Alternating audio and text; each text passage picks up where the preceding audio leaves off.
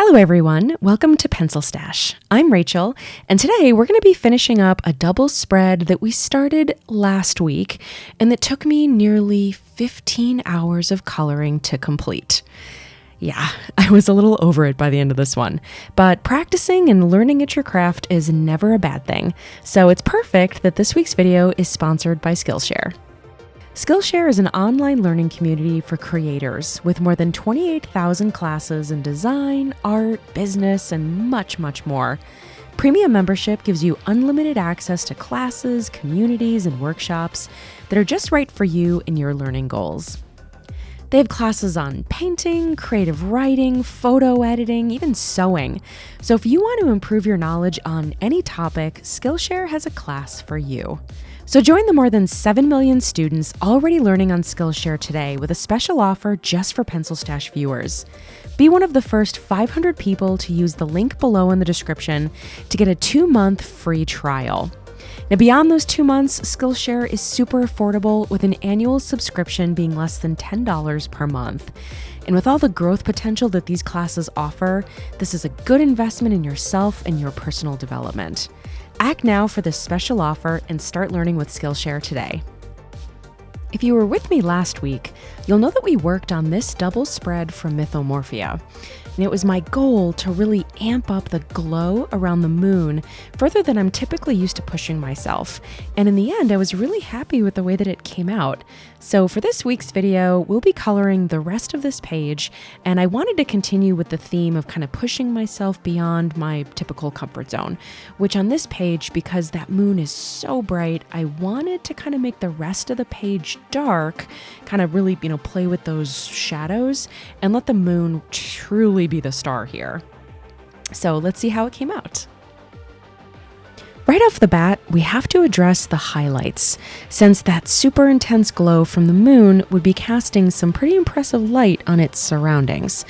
So because unless I do it first, I sometimes forget to put those in. So I'm doing it first.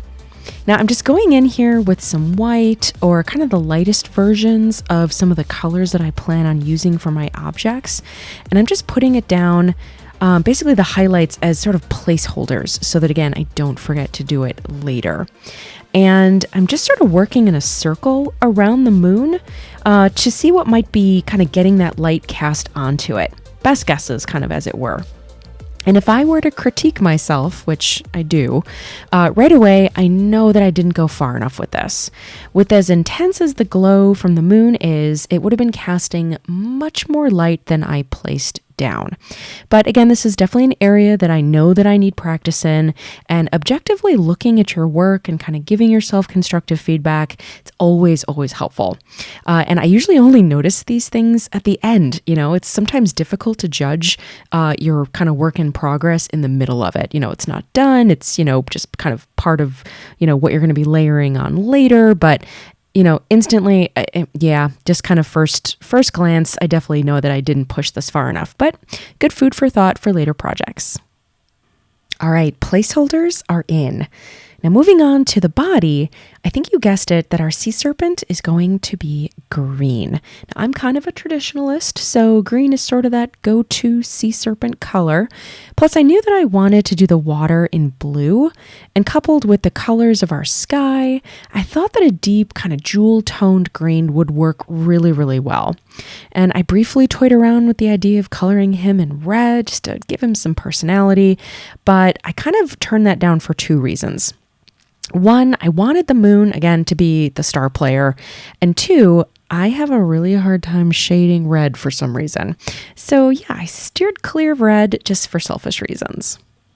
And creating a jewel-toned green is something that I get by layering.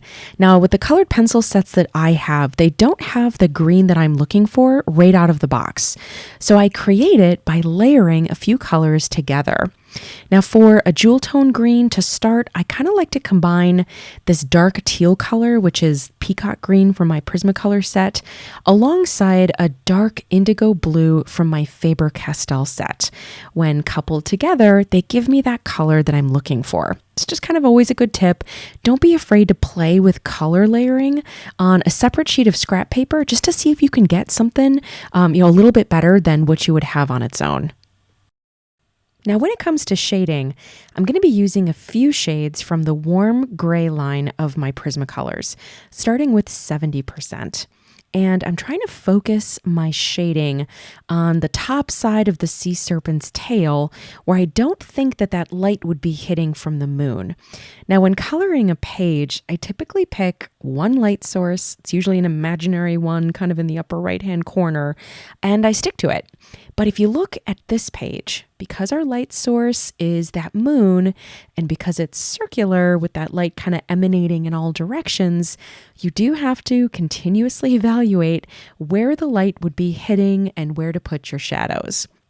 And another complication is that our sea serpent's body kind of winds around a little bit, so that highlight and that shadowed spot keeps changing. It keeps you on your toes. I'm sure I forgot that a few more times than I've even noticed. And if you hadn't really taken in how large the sea serpent is, he is huge. His body is huge, and he has lots of little nooks and crannies to get into with your shading. So this guy took a very, very, very long time to color. I kept having to step away and just kind of take some breaks. It was just too hard on my hands to keep going for like super long stretches of time. But I like to use the old saying, how do you eat an elephant? Have you guys ever heard of that one?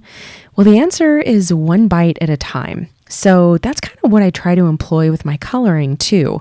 So instead of looking at him as this huge thing to tackle, I break him up into smaller areas and finish them completely with all my colors, all my layers, all my shading, etc., before moving on to the next little bit.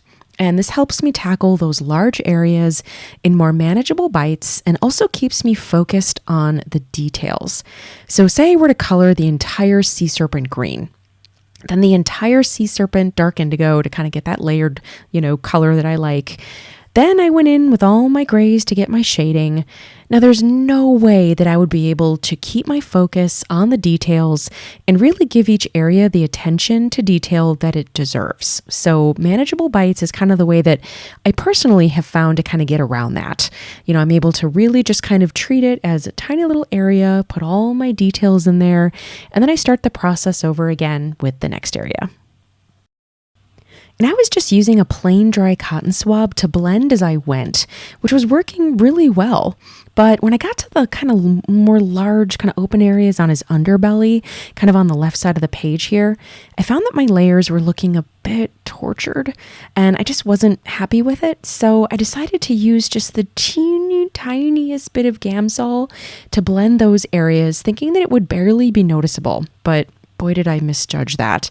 Even the teeny tiniest bit of Gamsol that I thought that I'd wiped almost clean was still very much noticeable between the rest of the area of the sea serpent that I had been just using the dry cotton swab on. So I wasn't really very happy with the way that came out.